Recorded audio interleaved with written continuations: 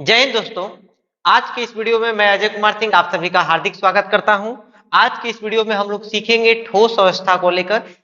ये इस चैप्टर का चौथा वीडियो है। इस चैप्टर पर अब तक जो है 3 वीडियो और आ चुके हैं, जिसका प्लेयर लिस्ट आपको चैनल पर है। चैनल को सब्सक्राइब कर लीजिए और पूरा वीडियो को देख लीजिएगा। चलिए इस वीडियो को शुरू करते हैं। और इस वीडियो में हम लोग को सीखना है, इससे पहले हम लोग पदार्थ की अवस्था, गुण और कितने प्रकार के होते हैं सब देख चुके हैं।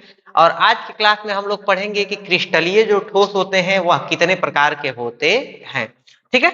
और इस वीडियो में जो क्रिस्टलीय ठोस होते हैं उसमें अंतर आणविक आकर्षण बल के आधार पर बंटवारा होगा, क्योंकि जब किसी भी चीज का प्रकार देखा जाएगा कि कौन कितने प्रकार के होते हैं तो उसका कुछ न कुछ बंटवारा का आधार होगा, उसी आधार पर बंटवारा किया जाता है।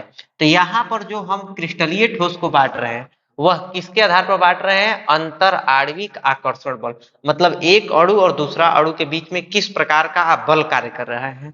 ठीक है। तो इसके आधार पर अगर बात करेंगे तो क्रिस्टलीय ठोस जो होते हैं 4 प्रकार के होते हैं, जिसमें पहला जो होता है आणविक ठोस, दूसरा जो होता है वो होता है आयनिक ठोस, तीसरा होता है धात्विक ठोस और चौथा होता है सहसंयोजी ठोस, या फिर इसको नेटवर्क ठोस भी कहा जाता है। तो क्रिस्टलीय ठोस कितने प्रकार के? 4, आणविक, आयनिक, धात्विक और सहसंयोजी। ठीक है। और सबसे पहले हम लोग शुरू करेंगे पहला वाले से। किससे? आणविक ठोस से। कि आणविक ठोस क्या होता है, कितने प्रकार के होते हैं। तो देखिए आपको यह पहले से ही आणविक ठोस कहने का मतलब अणु से संबंधित होगा। तो इसमें क्या होते हैं कि जब अणु आपस में मिलकर ठोस का निर्माण करें तो इसे क्या कहा जाएगा? आणविक ठोस कहा जाता है। पहले ही प्रकार में ही बता चुके हैं कि यह बंटवारा जो है किसके आधार पर है? आकर्षण बल। तो यदि आकर्षण बल अणुओं के बीच में हो, जैसे कि यहाँ पर हमारे पास अणु कैसे हो गया? H2O हो गया। इसी प्रकार से हो सकता है कार्बन डाइऑक्साइड की, अगर ये कार्बन है, इधर भी ऑक्सीजन और इधर भी ऑक्सीजन, तो ये बन गया CO2। ठीक है। इसी प्रकार से ये H2। तो यदि अणु आपस में जुड़कर अगर किसी ठोस का निर्माण करे तो उस ठोस को कहेंगे आणविक ठोस। ठीक है। कोई भी अणु रहेगा। जैसे कि इसमें अगर बात करेंगे आणविक ठोस में, तो यह 3 प्रकार के होते हैं, जिसमें पहला होता है अध्रुवीय आणविक ठोस। ठीक है। दूसरा जो होता है ध्रुवीय आणविक ठोस, और तीसरा जो होता है हमारे पास में हाइड्रोजन आबंधित आणविक ठोस। अध्रुवीय कहने का मतलब जिसमें ध्रुव का निर्माण न हो, तो इसको नॉन पोलर, पोलर और हाइड्रोजन बॉन्डेड। ठीक है। इसमें सबसे पहले हम लोग शुरू करेंगे किस वाले से? अध्रुवीय आणविक ठोस से। अध्रुवीय कहने का मतलब कि जिसमें ध्रुव का निर्माण न हो। और ध्रुव क्या होता है? एक नॉर्थ पोल, साउथ पोल, उसी तरह से एक प्लस और माइनस, इसको ध्रुव कहेंगे। और यदि बोला जाए कि इसका निर्माण न हो तो कब इसका निर्माण नहीं होगा? कि एक परमाणु ए है और ये परमाणु इधर बी है, और दोनों का इलेक्ट्रॉन खींचने की यदि क्षमता समान है तो ना ही इधर प्लस आएगा ना ही इधर प्लस, किसी के पास कोई प्लस नहीं होगा। कब ऐसा होगा? कि जब विद्युत ऋणात्मकता वाले समूह एक दूसरे के साथ जुड़ते हो। कि जब समान विद्युत ऋणात्मकता है, मतलब दोनों का विद्युत ऋणात्मकता किसको? इलेक्ट्रॉन खींचने की क्षमता। अगर दोनों का समान है तो इसका मतलब वह कैसा होगा? अध्रुवीय होगा। दोनों में किसी प्रकार का कोई अंतर नहीं होना चाहिए। जैसे कि हम एग्जाम्पल से एक समझते हैं। क्या है कि अगर H2 का निर्माण करना है, किसका निर्माण करना है? H2। तो H2 का निर्माण कैसे होगा? पहला वाला हाइड्रोजन और दूसरा वाला हाइड्रोजन, ये दोनों आपस में मिलेंगे तो हाइड्रोजन गैस, या फिर हाइड्रोजन अगर ठंडा रहेगा तो ठोस अवस्था में निर्माण होगा। ठीक है। तो यहाँ पर जब H2 का निर्माण हुआ है, इसमें पहला वाला भी हाइड्रोजन है और दूसरा वाला भी कौन है? हाइड्रोजन। तो जो इलेक्ट्रॉन खींचने की क्षमता इस हाइड्रोजन की है वही इस वाले हाइड्रोजन की है। तो दोनों को इलेक्ट्रॉन खींचने की क्योंकि क्षमता समान है, तो इसका मतलब यहाँ पर कोई ध्रुव का निर्माण नहीं हुआ। और क्योंकि कोई ध्रुव का निर्माण नहीं हुआ इसीलिए इसको कहेंगे कि अध्रुवीय आणविक ठोस है। ठीक है। एक और एग्जांपल से समझते हैं। Cl2। Cl2 की बात करेंगे तो इधर भी क्लोरीन है और इधर भी कौन है? क्लोरीन। क्योंकि इसका और इसका इलेक्ट्रॉन खींचने की क्षमता बराबर है तो ना ही इधर इलेक्ट्रॉन जाएगा ना ही इधर। तो अगर इलेक्ट्रॉन नहीं गया किधर, इसका मतलब कोई भी ध्रुव का निर्माण नहीं हुआ। ध्रुव का निर्माण कब होगा? जब एक तरफ प्लस आए एक तरफ माइनस। और अगर विद्युत ऋणात्मकता अगर समान है, दोनों में अंतर नहीं है विद्युत ऋणात्मकता का, तो ध्रुव का निर्माण नहीं होगा। एक और एग्जांपल से हम समझते हैं। एग्जांपल हमारे पास में है I2, ठीक है, I2 है तो पहला वाला भी आयोडीन है, ये आयोडीन है और ये भी कौन है, आयोडीन। क्योंकि दोनों आयोडीन है तो दोनों का इलेक्ट्रॉन खींचने की क्षमता बराबर है। क्योंकि दोनों का इलेक्ट्रॉन खींचने की क्षमता बराबर है मतलब कि इसमें कोई ध्रुव का निर्माण नहीं होगा। इसी तरह से हो सकता है N2, इसी तरह से हो सकता है O2। अगर N2 होगा तो नाइट्रोजन ट्रिपल बॉन्ड नाइट्रोजन, तो इधर वाला भी नाइट्रोजन है, इधर वाला भी क्या है, नाइट्रोजन। तो दोनों का इलेक्ट्रॉन खींचने की क्योंकि क्षमता बराबर है तो इसमें कोई भी इलेक्ट्रॉन नहीं खींचेगा, कहीं पर भी ध्रुव का निर्माण नहीं होगा। तो ऐसा ठोस जिसमें ध्रुव का निर्माण न हो तो उसे कहेंगे अध्रुवीय आणविक ठोस। समझ में आया? ध्रुवीय ठोस किसे कहेंगे, अगर इसको समझना होगा तो क्या होता है कि जब विद्युत ऋणात्मकता में अंतर हो, अगर विद्युत ऋणात्मकता में अंतर हो तो क्या होगा कि जो बड़ियार होगा, जिसका इलेक्ट्रॉन खींचने की क्षमता अधिक है, जैसे कि मान लेते हैं कि ये है हाइड्रोजन, मान लेते हैं कि ये हाइड्रोजन है और ये है क्लोरीन। तो क्योंकि क्लोरीन का इलेक्ट्रॉन खींचने की क्षमता अधिक है और हाइड्रोजन बेचारा तो एक लकड़ी का ही है, अब हमारे पे मत चल जाना, हम इस पे समझा रहे हैं, इसी पे समझो। तो क्योंकि इसका इलेक्ट्रॉन खींचने की क्षमता अधिक है, ये बड़ियार है, तो यह इलेक्ट्रॉन को अपनी तरफ क्या करेगा, खींचने का काम करेगा। तो अब ये अगर इलेक्ट्रॉन को अपनी तरफ खींच लेगी तो इस पे चार्ज आएगा, क्योंकि इलेक्ट्रॉन के पास तो माइनस होता है, तो ये इलेक्ट्रॉन को अपनी तरफ खींच लेगी तो इसके पास चार्ज आएगा माइनस, और ये क्योंकि कमजोर है तो यह इलेक्ट्रॉन को दे देगा तो इस पे चार्ज आएगा प्लस। यही सेम है HCl, यहाँ पर भी वही बात है कि अगर हमारे पास में क्लोरीन का इलेक्ट्रॉन खींचने की क्षमता अधिक है तो इस पे चार्ज, वही हम क्या करते हैं, एक और एग्जांपल लेते हैं जैसे कि HBr। तो Br का इलेक्ट्रॉन खींचने की क्षमता अधिक होती है और हाइड्रोजन का कम। तो क्योंकि इसका इलेक्ट्रॉन खींचने की क्षमता अधिक तो इसको पे आएगा डेल्टा माइनस और इस पे आएगा डेल्टा प्लस। तो क्योंकि प्लस और माइनस आया तो यह क्या करेगा, एक ध्रुव का निर्माण करेगा, और यह ध्रुव का निर्माण किया इसीलिए इसको कहेंगे ध्रुवीय आणविक ठोस। किसी में भी अगर विद्युत ऋणात्मकता का अंतर होगा तो उसको कहेंगे हम लोग कौन सा ठोस, ध्रुवीय ठोस कहा जाता है। और अगर विद्युत ऋणात्मकता में कोई अंतर नहीं है, दोनों तरफ एक के बराबर है, जितना इधर, जैसे इधर भी Cl और इधर भी Cl, दोनों एक बराबर है, मतलब कि उसमें विद्युत ऋणात्मकता में कोई अंतर नहीं है, तो इसको कहेंगे अध्रुवीय, ध्रुव नहीं है, इसको कहेंगे, इसमें ध्रुव है, इसे कहेंगे ध्रुवीय। ठीक है, अब हम लोग इसी तरह से अब समझते हैं हाइड्रोजन आबंधित आणविक ठोस। हाइड्रोजन आबंधित आणविक ठोस किसे कहेंगे, जैसे कि हाइड्रोजन आबंधित होता क्या है, पहले डेफिनेशन समझते हैं फिर इसको हम लोग समझेंगे। हाइड्रोजन आबंधित होता क्या है कि हाइड्रोजन के समीप, ठीक है, क्लोरीन हो, सॉरी क्लोरीन नहीं, क्लोरीन, क्लोरीन नहीं होना चाहिए, फ्लोरीन हो, ऑक्सीजन हो या फिर नाइट्रोजन, अगर इसमें से कोई तत्व हो, फ्लोरीन ऑक्सीजन या नाइट्रोजन से बना तत्व तो होगा, तब जाके उसको क्या कहते हैं, हाइड्रोजन बॉन्डिंग कहा जाता है। कहने का मतलब कि जब फोन आएगा, फोन FON, फ्लोरीन ऑक्सीजन और नाइट्रोजन, फोन आएगा किसके पास में, हाइड्रोजन के पास में, तब जाके यहाँ पर एक बॉन्ड बनेगा जिसको कहा जाता है हाइड्रोजन बॉन्डिंग कहा जाएगा। जैसे इसको याद रखेंगे, हाइड्रोजन बॉन्डिंग तब देखने को मिलेगा जब फ्लोरीन हो, ऑक्सीजन हो और नाइट्रोजन, इसके अलावा कहीं तीसरे जगह पर हाइड्रोजन बॉन्डिंग नहीं होगा। जैसे कि यहाँ पर देखिए, ये हाइड्रोजन है, ऑक्सीजन है, हाइड्रोजन है, तो इसका इलेक्ट्रॉन खींचने की क्षमता अधिक, तो इस पे आएगा डेल्टा माइनस, इस पे आएगा डेल्टा प्लस, इस पे भी रहेगा डेल्टा प्लस। ठीक है, ये भी इलेक्ट्रॉन खींचने की क्षमता अधिक है तो इस पे आएगा डेल्टा माइनस, डेल्टा प्लस और यहां पर आएगा डेल्टा प्लस। होगा क्या कि यह ऑक्सीजन के पास माइनस है और इसके पास क्या है, प्लस, तो यहां माइनस और प्लस के बीच एक बॉन्ड काम करेगा जिसको कहा जाएगा क्या, हाइड्रोजन बॉन्डिंग। और ये हाइड्रोजन बॉन्डिंग कब देखने को मिलता है बच्चों, तो ये देखने को मिलेगा जब ऑक्सीजन के बगल में कौन होना चाहिए, हाइड्रोजन होना चाहिए, या फ्लोरीन के बगल में हो या ऑक्सीजन या फिर नाइट्रोजन। ठीक है, तो यहां पर पाया जाता है हाइड्रोजन बॉन्डिंग। ठीक है, इसका और एग्जांपल हम आपको समझाते हैं। देखिए, इसका एक एग्जांपल हो सकता है HF, हाइड्रोजन और कौन, फ्लोरीन, HF में भी क्या पाया जाएगा, हाइड्रोजन बॉन्डिंग पाया जाएगा। इसी तरह से हो सकता है NH3, नाइट्रोजन है, या NH3 का जब कंपाउंड बनेगा तो नाइट्रोजन और हाइड्रोजन के बीच में क्या पाया जाएगा, हाइड्रोजन बॉन्डिंग का आकर्षण बल सबसे अधिक होगा, फिर ध्रुवीय तब अध्रुवीय। लेकिन तीनों ही कमजोर ठोस होते हैं, ये उतना मजबूत होते नहीं है, इसलिए जनरली ये या तो द्रव में पाए जाएंगे नहीं तो गैस में। ठीक है, इसके बाद यदि बात करें, अब आगे हम लोग को पढ़ना है आयनिक ठोस, धात्विक ठोस और सहसंयोजी। इन तीनों को समझने के लिए ये जो होते हैं पीरियोडिक टेबल है जो आपको अभी दिखाई दे रहा है, इस पीरियोडिक टेबल में आपको जो जनरली पढ़े हैं, इसमें ये जो होते हैं इसके इधर वाले तत्व, ये सभी के सभी क्या होते हैं, तो ये जो होते हैं अधातु होते हैं, और इधर वाले सेक्शन में जो इधर है ये सभी के सभी क्या होते हैं, धातु होते हैं। और जब कोई तत्व या परमाणु आपस में जुड़ेंगे तो यही धातु ही क्या होगा, किसी दूसरे धातु के साथ जुड़ जाए, ऐसा हो सकता है।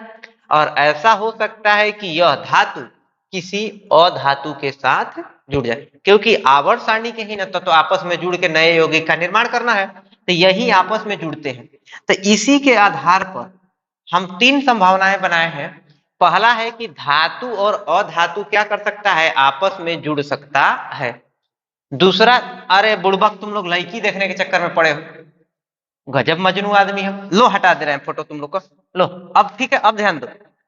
अब इस पे ई भी जो है ये लइकन लइकन का दोस्ती का है, अलगे ई लेवल पे चलता है, इस पे चलो चर्चा बाद में करेंगे, पहले इसको देख लेते हैं कि धातु और अधातु आपस में जुड़ सकता है। इसी तरह से कौन जुड़ सकता है आपस में, धातु और धातु, धातु किसी धातु के साथ भी जुड़ सकता है, अधातु के साथ भी जुड़ सकता है। उसी तरह से अधातु अधातु के साथ जुड़ सकता है। जैसे कि इसमें आपको समझाया गया था कि एक लड़का का दोस्ती जो होगा एक लड़की के साथ हो सकता है। उसी तरह से एक लड़की का, अगर मान लेते हैं कि धातु लड़की को मान लिए और अधातु लड़का को मान लिए, तो लड़की का भी दोस्ती लड़का से हो सकता है, लड़की का लड़की से भी हो सकता है। और उसी तरह से लड़का लड़का का तो आपस में झुंडे होता है, दोस्ती नहीं होता, पूरा गैंगे हो जाता है। तो लड़का और लड़के का भी दोस्ती हो सकता है। तो जब यौगिक में धातु और धातु आपस में मिलेंगे, इसको हटाते हैं और इस पे हम लोग समझते हैं कि धातु और अधातु यदि आपस में मिलेंगे तो कैसा ठोस का निर्माण करेंगे, आयनिक ठोस का निर्माण करेंगे। ठीक है, अगर वही धातु और धातु आपस में मिलेंगे तब जाके वह धात्विक ठोस का निर्माण करेंगे। एक धातु अगर रहेगा दूसरे किसी से धातु से जुड़े, चाहे खुद से ही जुड़ जाए अकेला अपने से, तो धात्विक ठोस कहेंगे। वही अधातु वाला बात है, तो अधातु क्या होगा कि जब अधातु और अधातु आपस में मिलेगा तो उसे सहसंयोजी या नेटवर्क ठोस कहा जाता है। समझ में आया? फिर से कैसे पहचानेंगे कि ऐसा कोई कंपाउंड जिसमें क्या हो, धातु भी हो और अधातु। जैसे एग्जांपल के तौर पर ले ले NaCl, NaCl में ये सोडियम धातु है और क्लोरीन अधातु, क्योंकि धातु और अधातु आपस में मिल गए तो इसका मतलब ये जो चीज है क्या है, आयनिक ठोस है। ठीक है, अगर धातु मेटल है और ये है नॉन मेटल, धातु और अधातु। ठीक है, तो अगर अधातु और धातु की जो दोस्ती होगी तो उसको कहा जाएगा आयनिक बॉन्ड। और ऐसे भी तुम लोग मजनू टाइप स्टाइल में जानते ही हो कि सबसे कमजोर जो होगा कौन सा होगा, लड़का लड़की का दोस्ती या लड़की लड़की का दोस्ती या लड़का लड़का का दोस्ती, कौन सा वाला सबसे कमजोर होता है?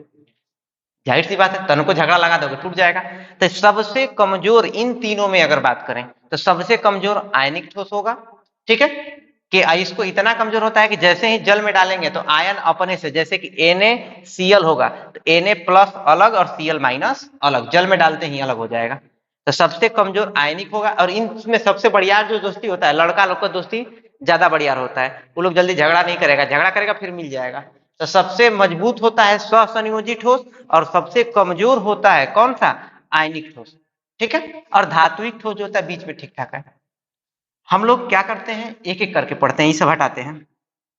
ठीक है, सबसे पहले हम लोग चालू करते हैं आयनिक ठोस से। आयनिक ठोस कब बनेगा, जब आयन एक दूसरे के साथ जुड़ेंगे तो आयनिक ठोस का निर्माण होगा। आयन कब जुड़ते हैं, कि जब एक इलेक्ट्रॉन दे और दूसरा इलेक्ट्रॉन ले। जैसे कि इस केस में Na अपना इलेक्ट्रॉन जब Cl को दिया तो Na पर प्लस चार्ज आएगा। देखिए Na अपना इलेक्ट्रॉन दिया तो चार्ज प्लस और ये लिया तो माइनस, और प्लस और माइनस क्या हो रहे हैं, यहाँ पर जुड़ने का काम कर रहे हैं। तो क्योंकि प्लस और माइनस जुड़ रहा है तो यहाँ पर क्या हो रहा है, एक आयनिक ठोस का निर्माण हो रहा है। परिभाषा क्या बनेगा, आयनिक ठोस किसे कहेंगे? जब ए धन आयन और ऋण आयन आपस में जुड़ के ठोस का निर्माण करेगा तो उसे कहेंगे आयनिक ठोस। ठीक है, अब आगे समझते हैं। आयनिक ठोस को लेकर कुछ पॉइंट्स ध्यान रखते हैं। पहला चीज यही कि आयनिक ठोस में आयन मिलके क्या होते हैं? जुड़े होते हैं, या आयनिक ठोस आयन को मिलकर बने होते हैं। आयन कौन सा? आयन कहने का मतलब धन आयन और ऋण आयन। ठीक है, और धन आयन किसके पास होता है? धातु के पास होता है ना। तो यानी कि जो आयनिक ठोस होगा वह धातु और किसको मिलाकर बनेगा? अधातु को मिलकर बनता है। समझ में आया? अब अगला बात समझते हैं हम लोग। आयनिक ठोस में कौन सा बल कार्य करेगा? स्थिर विद्युत, क्योंकि चार्ज आ गया, प्लस चार्ज और माइनस चार्ज, तो चार्ज के बीच में बल जो लगता है स्थिर विद्युत आकर्षण बल लगता है। फिजिक्स में तो पढ़े ही हो। ठीक है, अब आगे चलते हैं। क्योंकि यह जो होता है आणविक ठोस से ज्यादा प्रबल है, लेकिन धात्विक ठोस से और असंयोजी से कम है, तो इसका गलनांक और क्वथनांक क्या होता है? उच्च होता है। लेकिन इसका गलनांक अभी भी धात्विक ठोस से कम होता है। इसके अलावा यह भी एक इंपॉर्टेंट चीज है कि जो भी आयनिक ठोस होगा वह सभी के सभी आयनिक ठोस ठोस अवस्था में रहेगा तो वह विद्युत का कुचालक होता है। इस चीज को हम आपको शॉर्ट्स में देखिएगा तो एक वीडियो में प्रैक्टिकल करके दिखाए भी हैं कि नमक में जो होता है विद्युत धारा, जब नमक ठोस अवस्था में रहेगा, नमक यानी कि NaCl, जब यह ठोस अवस्था में रहेगा तो यह धारा का प्रवाह नहीं करेगा। ठीक है, तो ठोस अवस्था में यह विद्युत का क्या होता है? कुचालक होता है। क्यों?